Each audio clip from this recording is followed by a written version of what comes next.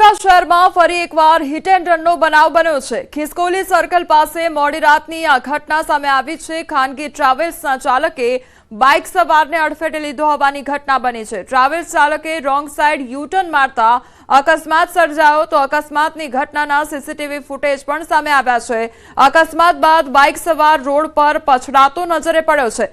ખાનગી ટ્રાવેલ્સનો ડ્રાઈવર અકસ્માત સર્જી બસ મૂકી ત્યાંથી ફરાર થઈ ગયો છે। બાઇક સવારનું સારવાર દરમિયાન મોત નીપજ્યું છે તો બાઇક સવાર યુવક મિકેનિકલ એન્જિનિયરિંગનો વિદ્યાર્થી હતો। અટલાદરા પોલીસે ગુનો નોંધી વધુ તપાસ હાથ ધરી છે। તો હિટ એન્ડ રનની આ ઘટના સામે આવી છે જ્યાં જે ટ્રક ચાલક છે તે વાહન મૂકીને ત્યાંથી ફરાર થઈ ગયો છે તો બીજી તરફ જે બાઇક ચાલક છે તેની સારવાર દરમિયાન તેનું મોત નીપજ્યું છે। આ તરફ જે બાઇક ચાલક હતો તે વિદ્યાર્થી હતો અને તેનું સારવાર દરમિયાન મોત નીપજ્યું છે તો હિટ એન્ડ રનની આ ઘટના વડોદરાનો આ સમગ્ર મામલો કે જ્યાં રાત્રિના સમયગાળા દરમિયાન હિટ એન્ડ રનની ઘટના સર્જાઈ હતી અને ખાનગી ટ્રાવેલ્સ ચાલકે બાઇક ચાલકને ટક્કર મારી હતી। સંવાદદાતા હાર્દિક અમારી સાથે જોડાઈ ગયા છે। હાર્દિક, હિટ એન્ડ રનની ઘટના જે બાઇક ચાલક છે તેનું મોત નીપજ્યું છે, શું અપડેટ આખી ઘટનામાં? બિલકુલથી તમે કીધું પ્રમાણે કે આ જે યુવક છે મિકેનિકલ એન્જિનિયરિંગનો અભ્યાસ કરતો હતો અને આશાસ્પદ યુવક હતો તેને પોતાનો જીવ ગુમાવવાનો વારો આવ્યો છે અને ખિસકોલી સર્કલ વિસ્તારની વાત કરીએ તો ત્યાં ખાનગી ટ્રાવેલ સંચાલકોનો અડીંગો હોય છે। રોડની બંને તરફ તેઓ પોતાના આડેધડ વાહનો પાર્ક કરતા હોય છે અને એ રસ્તા પરથી તેઓ પસાર થતા હોય છે તો આ જ રીતે બેફામ જે છે તે પસાર થતા હોય છે ત્યારે એક ગફલતભરી સ્પીડના કારણે અને સ્પીડમાં વાહન જે છે તે રોંગ સાઈડ પર યુ ટર્ન લેવાના કારણે એક ટ્રાવેલ્સના જે ડ્રાઈવરે એક નિર્દોષ જે વિદ્યાર્થી છે તેનો ભોગ લઈ લીધો છે। આખી ઘટના છે તેના સીસીટીવી ફૂટેજ સામે આવ્યા છે। જ્યારે ઘટના બની ત્યારે યુવક જે છે તે બાઇક સાથે નીચે પટકાયો હતો અને તેને ગંભીર પ્રકારની ઈજાઓ જે છે તે પહોંચી હતી। ખાનગી હોસ્પિટલ નજીકમાં જ આવેલી છે ત્યાં સારવાર માટે લઈ ગયા અને સારવાર દરમિયાન તેનું મોત જે છે તે નીપજ્યું હતું। જોતજોતામાં લોકટોળા ભેગા થઈ ગયા એના કારણે આ ટ્રાવેલ્સનો જે ચાલક છે તે બસ મૂકીને ત્યાંથી ફરાર થઈ ગયો હતો। ત્યારે સીસીટીવી હાર્દિક, સમગ્ર માહિતી બદલ આપનો આભાર। સમાચારોમાં આગળ વધીએ તે પહેલા રોકાઈશું એક બ્રેક માટે।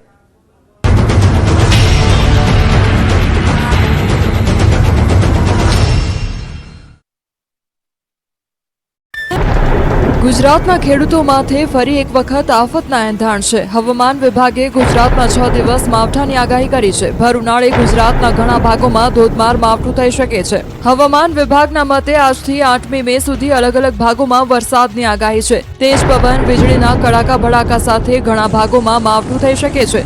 ગુજરાતમાં 6 દિવસ દરમિયાન વરસાદની સાથે કરા પડવાની સંભાવનાઓ પણ વ્યક્ત કરવામાં આવી છે। દક્ષિણ પૂર્વ રાજસ્થાન પર સાયક્લોનિક સર્ક્યુલેશન બનેલું છે। એક ટ્રફ એક્સટેન્ડ થઈ રહ્યો છે જે ટ્રફ દક્ષિણ પૂર્વ રાજસ્થાનથી લઈને દક્ષિણ ભારતમાં તામિલનાડુ સુધીનો છે જેની ગુજરાત, મહારાષ્ટ્ર, કર્ણાટક પર અસર જોવા મળી શકે છે જેના કારણે અમદાવાદના હવામાન કેન્દ્ર પરથી ગુજરાતમાં વરસાદ થવાની સંભાવનાઓ વ્યક્ત કરવામાં આવી છે। 4 મે ગાજવીજ સાથે મધ્ય વરસાદની સંભાવના છે જેમાં કચ્છ, સાબરકાંઠા, બનાસકાંઠા, પાટણ, મહેસાણા, અરવલ્લી, મહીસાગર, પંચમહાલ, દાહોદ, વડોદરા, છોટાઉદેપુર, નવસારી, વલસાડ, દમણ અને દાદરાનગર હવેલી તથા સૌરાષ્ટ્રમાં અમરેલી અને ભાવનગરમાં માવઠું થઈ શકે। તો 5 મે તમામ જિલ્લાઓમાં છૂટોછવાયો વરસાદ થવાની સંભાવનાઓ છે જ્યારે કેટલાક જિલ્લાઓમાં કરા પડવાની પણ સંભાવનાઓ છે। ખાસ કરીને કચ્છ, બનાસકાંઠા, સાબરકાંઠા, અમરેલી, મહીસાગર, દાહોદ, છોટાઉદેપુર, મોરબી, રાજકોટ, જૂનાગઢ, અમરેલી અને ભાવનગરમાં કરા પડવાની શક્યતાઓ છે। તો 6 મે કચ્છ, બનાસકાંઠા, સાબરકાંઠા, પાટણ, મહેસાણા, અરવલ્લી, મહીસાગર, દાહોદ, મોરબી, રાજકોટ, જૂનાગઢ, અમરેલી અને ભાવનગરમાં કરા પડવાની સંભાવનાઓ છે। હવામાન વિભાગના મતે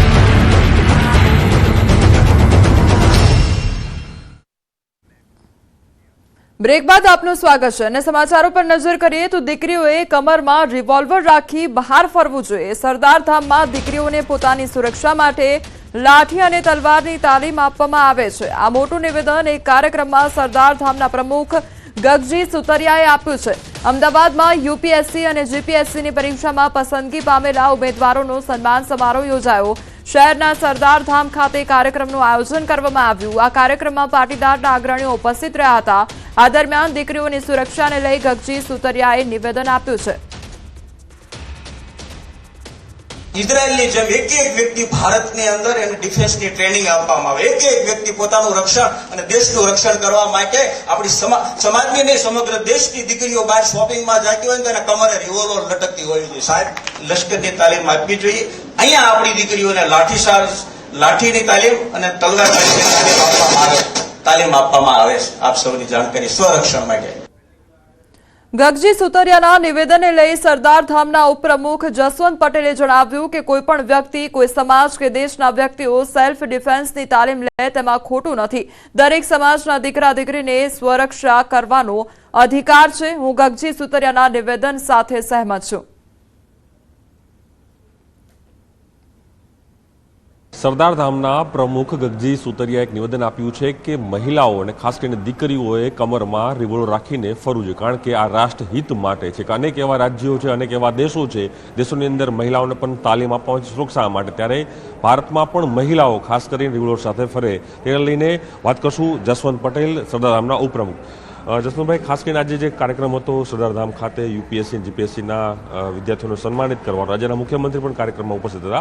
ત્યારે ગગજી સુતરિયા નિવેદન આપે છે કે ખરેખર રાષ્ટ્ર સુરક્ષા માટે મહિલાઓએ પણ, દીકરીઓએ પણ કમરમાં રિવોલ્વર રાખવી જોઈએ. આ નિવેદન કઈ રીતે જોશું, કારણ કે એ જરૂરિયાત હવે ઊભી થઈ છે, કારણ કે મહિલાઓ ફરતી હોય છે, બહાર જતું ક્યાંક ને ક્યાંક નુકસાન થતું હોય છે. ત્યારે આવી પ્રકારનું નિવેદન કઈ રીતે સરદાર ધામ જુએ છે? સરદાર ધામ એ મિશન 2026 અંતર્ગત પોતાના એક નિર્ધારિત કરેલા લક્ષ્યબિંદુઓ સાથે કામ કરી રહ્યું છે. કોઈપણ વ્યક્તિ અથવા તો કોઈપણ સમાજ અથવા તો દેશના વ્યક્તિઓ સેલ્ફ ડિફેન્સની તાલીમ મેળવે એમાં કશું ખોટું નથી. અને હું માનું છું ત્યાં સુધી માત્ર પાટીદાર સમાજ નહીં, પણ દરેક સમાજના દીકરા દીકરીઓએ પોતાની સ્વરક્ષા કરવા માટેનો એક અધિકાર છે. તો અધિકારના ભાગરૂપે ધારો કે એ પોતે જાતે ટ્રેનિંગ લે અથવા તો કોઈ સમાજ એને ટ્રેનિંગ આપવા માટેની સુવિધા ઊભી કરે અથવા તો વ્યવસ્થા કરે, તો હું માનું છું ત્યાં સુધી એમાં કંઈ પણ ખોટું નથી. અને વર્તમાન સ્થિતિની અંદર ગમે અથવા તો ભવિષ્યની અંદર જ્યારે પણ કોઈપણ પ્રકારની એવી સ્થિતિનું નિર્માણ થાય તો એમાં પોતાનો સ્વબચાવ કરી શકે એવા શુભ આશયથી આ પ્રકારનું અમારા ગગજીભાઈ સુતરિયાજીએ જે સ્ટેટમેન્ટ આપેલું છે. જો સેલ્ફ ડિફેન્સથી આપણો બચાવ થતો હોય તો હું માનું છું ત્યાં સુધી, અને ઘણા બધા વિશ્વની અંદર ઘણા બધા દેશોની અંદર આ પ્રકારની તાલીમ આપવામાં આવે છે. ઇવન ભારતની અંદર પણ ઘણા બધા સમાજો આ પ્રકારની તાલીમ આપતા હોય છે. એટલે હું માનું છું ત્યાં સુધી આ તાલીમ આપવાથી આંતરિક સુરક્ષાની અંદર 100% એમાં સહકાર મળશે.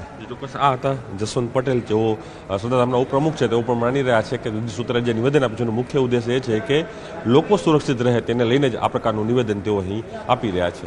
રમેશ શર્મા સાથે પ્રણવ પટેલ, ન્યૂઝ 18 અમદાવાદ.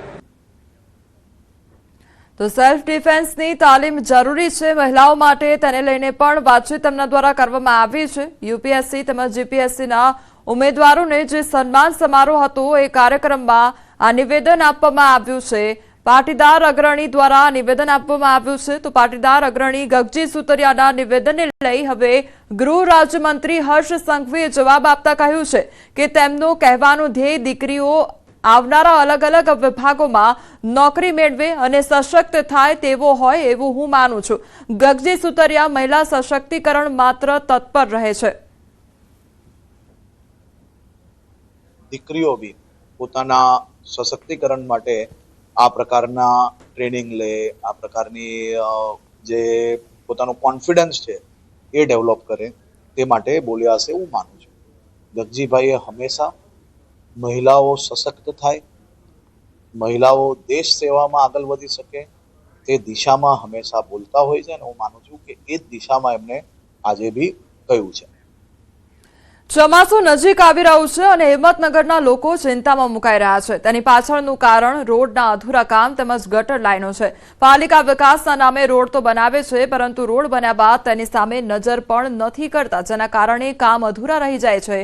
હિંમતનગરના ભરચક રહેણાંક વિસ્તારના મુખ્ય માર્ગો જેવા કે ગાયત્રી મંદિર અને મહાકાલી મંદિર રોડના અધૂરા કામને લઈ હાલ તો સ્થાનિકો અને વાહન ચાલકો પરેશાન બન્યા છે. તો ગટરની પાઇપો નાખ્યા બાદ 6 મહિના જેટલો સમય વીતવા છતાં પણ પેવર કરાયું નથી અને જેને લઈને ચોમાસામાં વિકટ સમસ્યા સર્જાઈ શકે છે.